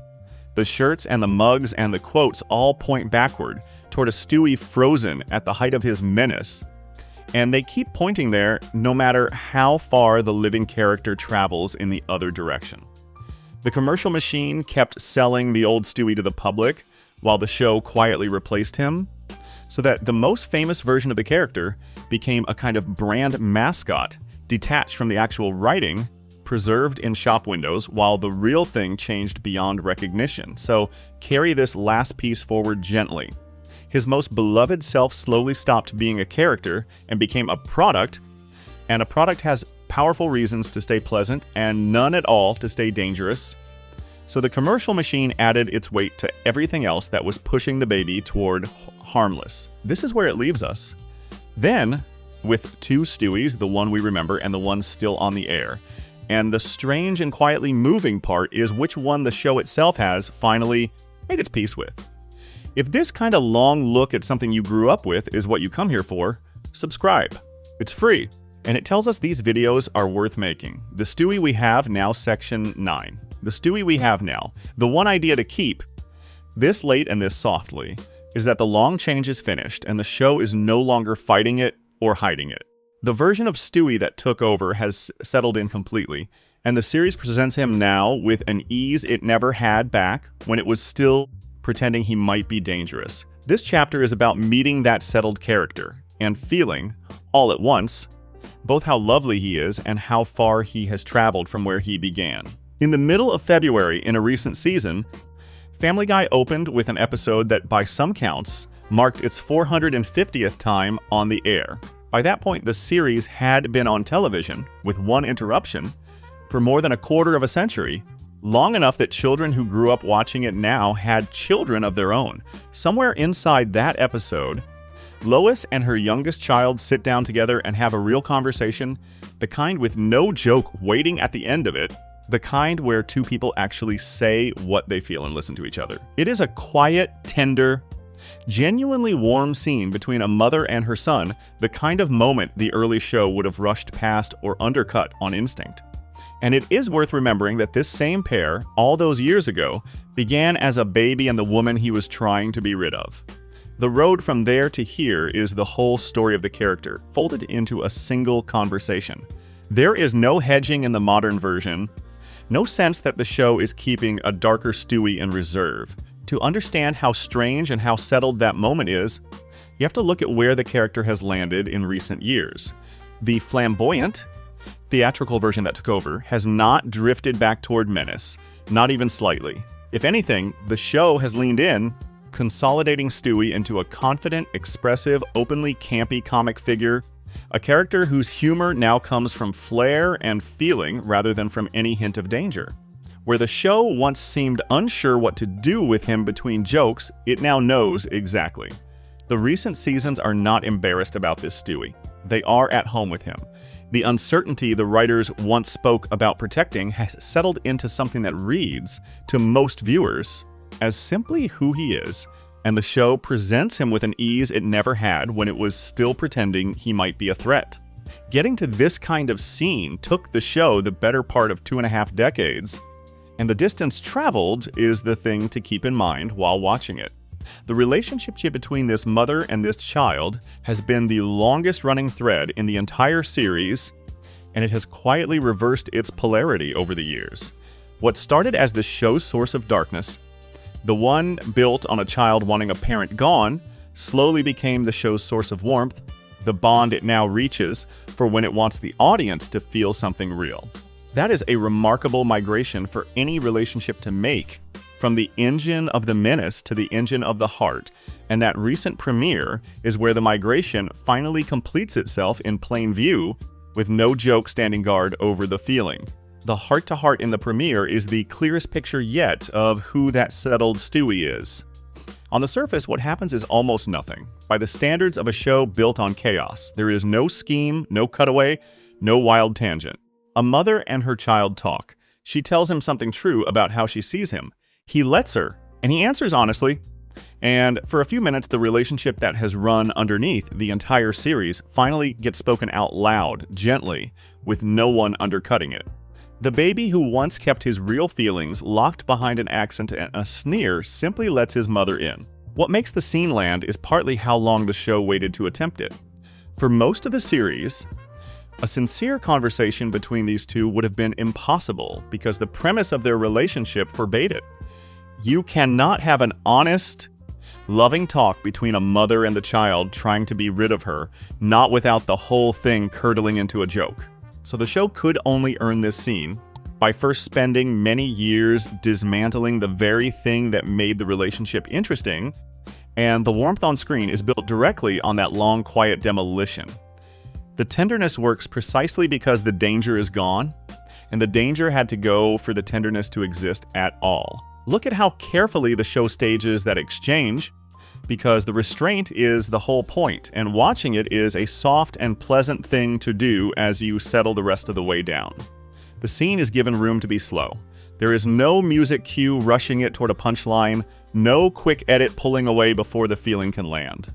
The animation holds on the two faces, lets the pauses sit, trusts the silence between the lines, and the voice work carries all of it. Because the same performer who once gave Stewie nothing but icy contempt now fills him with warmth, a softness in the delivery that would have been unthinkable in the early years. There is no wink anywhere in the scene. The show is not setting up a joke. For once, it simply means what it is showing you, and the meaning is allowed to arrive without protection. What that scene is really about, underneath the tenderness, is the final destination of a journey that started with a baby wanting his mother gone. The relationship between this child and this mother began as the darkest engine the show had, a bond built on a wish to do harm. Over the seasons, it softened into need, then into affection, and now, at last, it has arrived at something like peace, a son who no longer wants his mother gone, but simply wants her to see him, to know him, to understand who he is. Depending on who is watching, that arrival is either a beautiful maturing of the most unlikely relationship on television, or the final quiet proof that the original character has been completely undone. The same scene reads as a triumph or a tombstone, and which one you see depends entirely on whether you remember the baby with the map. The show seems fully aware of which audience it is now serving, and it has made its choice. A scene like this is not built for the viewer who misses the villain. It is built for the viewer who has come to love the warmth, and it rewards that viewer generously, with a sincerity the early show would never have risked. There is a confidence in that choice, a sense of a series that has stopped apologizing for what its most famous character became and started celebrating it instead. The hesitation is gone. The show is no longer caught between the dangerous Stewie and the gentle one, no longer hedging its bets. It has picked the gentle one, fully and without embarrassment, and it stages his tender moments with the unguarded commitment of a show that has finally made peace with the trade it spent many years making. For longtime fans, the moment lands in two completely different ways at once, and the split is real. Some watch a scene like this and feel moved, glad the show grew a heart, glad the prickly little character found his way to something genuine, certain that this richer Stewie is worth more than the one-note villain ever was. Others watch the exact same scene and feel a quiet grief underneath the warmth, because they remember when this character would have rather done anything than say something sincere to his mother, and they cannot help noticing that the price of all this lovely feeling was everything that once made him unlike anyone else. Neither reaction is wrong, and that is the honest heart of where the character ended up. The show does not resolve the disagreement, and it cannot, because both readings are looking at exactly the same thing and simply weighing it differently. The show has become a place where two audiences sit side by side, watching the same baby, seeing two different stories. What is worth sitting with for a moment is the gentle weight of that conversation, a mother and the child who once plotted against her, finally talking to each other with nothing but love in the room. There is a real and undeniable beauty in it that no honest viewer, however much they miss the old menace, should try to wave away. A relationship that began in the ugliest place imaginable, a baby designing ways to be rid of the woman who fed and held him, has traveled all the way to a quiet afternoon where the two of them simply understand each other, and the journey of that change is genuinely moving to watch. And yet, for anyone who was there at the start, who remembers the cold little strategist and his terrible plans, there is something underneath the warmth that aches a little, because the only way to reach this peaceful room was to slowly give away the war that made the character worth watching in the first place. The tenderness is real. So is the loss. They are sitting in the same scene in the same soft light, and the show has finally stopped pretending they were ever separable. It is a peculiar kind of ending for a character who began as a threat to finish not defeated and not triumphant, but simply comfortable. Villains in stories usually get a reckoning, a fall, a final confrontation that settles what they were. Stewie got none of that. He was never beaten and never redeemed in any single dramatic moment. He just gradually became someone else, so slowly and so agreeably that there was never a scene to point to, never a death, never a turning. The threat did not lose. It dissolved, replaced one comfortable episode at a time by a character the audience was happy to keep, and an ending that gentle is almost impossible to protest, because nothing ever happens in it loudly enough to protest against. So let this lead us toward the close. The replacement character is not a failure. He is pleasant, he is funny, he is capable of real emotion, and he is comfortable to spend time with in a way the original never was. And that comfort is precisely how the loss became permanent and went almost unprotested, because nobody storms out over a character who got nicer. A betrayal you can enjoy is a betrayal you will sit through week after week and even defend. The new Stewie is good enough company that the disappearance of the old one stopped feeling like something worth fighting, and a loss that comfortable is a loss almost no one bothers to mourn out loud. Which leaves us at the very end with one last quiet question, the one the whole night has been circling. A warmer, funnier, more human Stewie still cost us the only thing that made him singular, and so the real question is not whether the trade felt good, but whether it was ever worth making at all. What got lost on the way, Section 10? What got lost on the way? There is nothing left to do now but gather the whole journey into one place and let it settle over you like a blanket as you drift the rest of the way down. You do not need to follow every thread. You have heard the heart of it many times tonight, and that gentle repeating was always the point. Set the whole journey end to end, and the shape of it becomes clear. A baby arrives as a genuine villain, cold and brilliant and dangerous, wanting two impossible things with frightening sincerity. A road trip teaches him to love a friend, and the loving starts to soften him. The revival stops giving him plots to scheme through, and the schemes fade without a goodbye. A milestone episode finally grants his oldest wish, and then erases it, leaving him with nothing left to chase. A celebrated late episode reaches real depth by admitting the villain was never real. The show turns him into an all-purpose comic tool. The creators explain, with care, why the old version had to go. The merchandise keeps selling a menace that no longer exists. And at last, the character settles into a warm, funny, openly tender figure who sits down with his mother and simply talks. 10 gentle steps, each one reasonable, adding up to a character almost unrecognizable from the one who started. No single step looks like damage. Only the sum does. Before weighing it, though, it is worth saying plainly why this kind of change is so common, because Stewie is not a special case so much as a clear example of a thing that happens to almost every long-running character. A show that lasts is a show under constant pressure to keep its people usable. A sharp, specific, demanding character is thrilling at first and exhausting over time, because specificity is a limit and limits chafe across hundreds of episodes. The path of least resistance always runs toward the general, toward the flexible, toward the character who can do a little of everything and offend no one, and a series given enough years will almost always drift down that path, not out of cowardice, but out of simple need. Stewie's story is the ordinary story of long television, told unusually clearly, because the starting point was unusually extreme. The honest reckoning has to hold two facts at the same time, and they do not comfortably fit together. The first fact is that the show genuinely improved Stewie in real ways. He has more depth now than he ever did as a villain, more warmth, more range, more capacity to carry an actual emotional story. He is also far more durable, a character who can keep going indefinitely precisely because he is no longer locked to a single goal that would eventually wear out. By almost any ordinary measure of what makes a character good company over a long run, the modern Stewie wins, and it would be dishonest to pretend the early villain could have lasted this many seasons without becoming a tired routine. Hold those two facts together, and you have the genuine difficulty at the center of this whole story, the reason it cannot be settled with a simple verdict. Improvement and loss are usually opposites. Here they are the same event seen from two sides. A single change that made the character better and poorer at once, richer in everything ordinary and bankrupt in the one thing that was rare. The second fact is the harder one, and it is the one the whole night has insisted on. Everything the show gained, it gained by giving away the one quality that made Stewie matter in the first place, which was his singularity. There were other funny cartoon characters.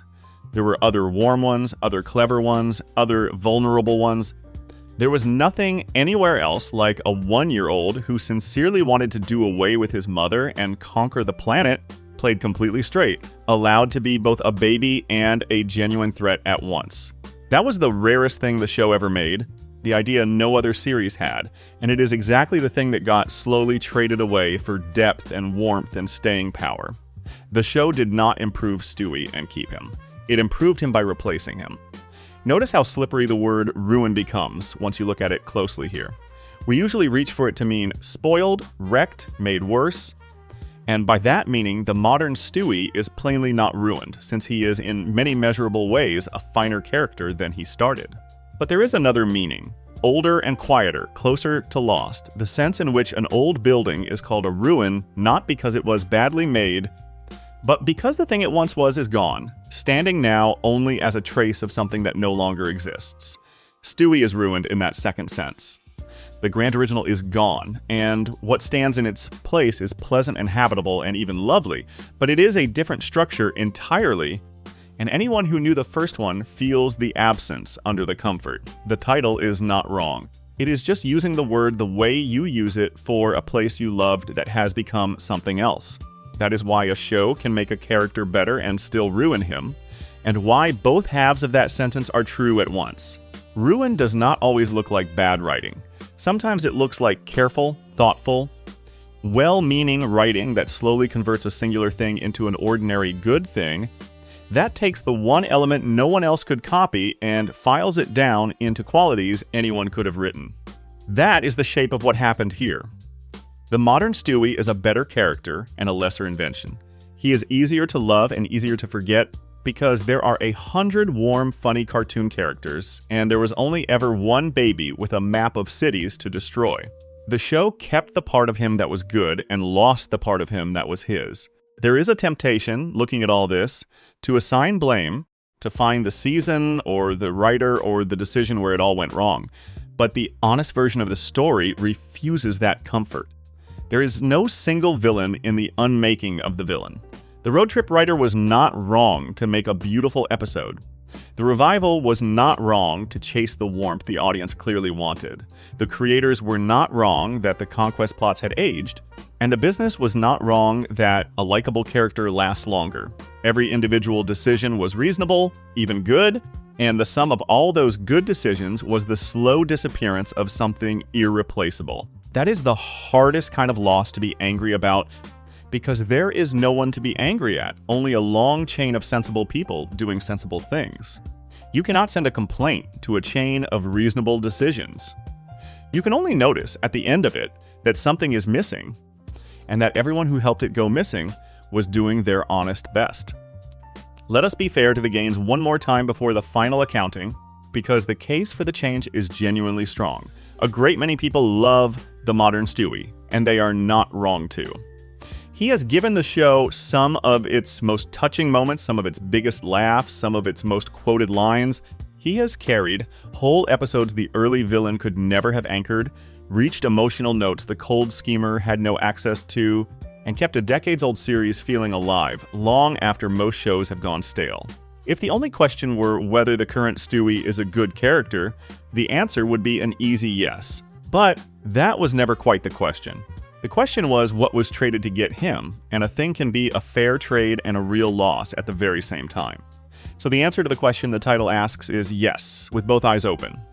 Family Guy did ruin Stewie, not through neglect or contempt or laziness, but in the exact way that long-running shows almost always ruin their best and strangest characters by slowly and lovingly trading away everything that made them singular for everything that made them easy to keep around. The ruin was not a crime.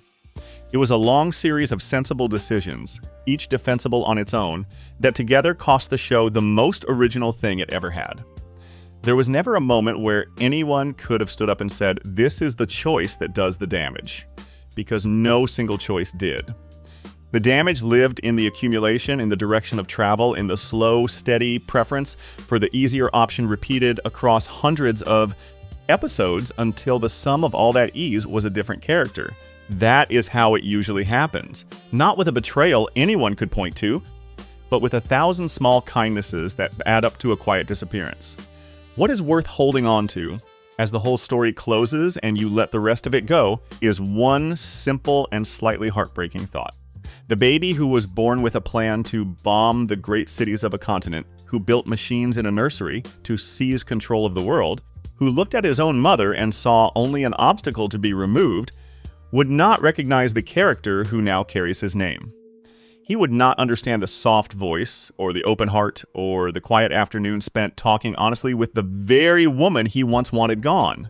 He would see a stranger wearing his clothes, sitting in his house, answering to his name, wanting nothing more dangerous than to be seen and loved. And the rest of us, the ones who were there for all of it, are left holding both of them at once. The tiny terror who wanted to rule the world and the gentle child who just wants a hug from his mother, somehow the same person, somehow not. Both of them real, both of them gone in their own way. That is the whole of it, and there is nothing left for you to do tonight but rest. A character is not always lost in a single moment. Sometimes he is lost a little at a time, across years, by people who loved him. The most distinctive character a wildly successful show ever created was slowly, carefully, lovingly turned into its most comfortable one, and we watched it happen one reasonable season at a time, and most of us never thought to grieve until the baby with the map was already long gone. Let your breathing slow now. Let the day finish leaving. The story is told, and you can set it down and drift. If this kind of long look at something you grew up with is what you come here for, subscribe. It's free. And it tells us these videos are worth making. See you in the next one.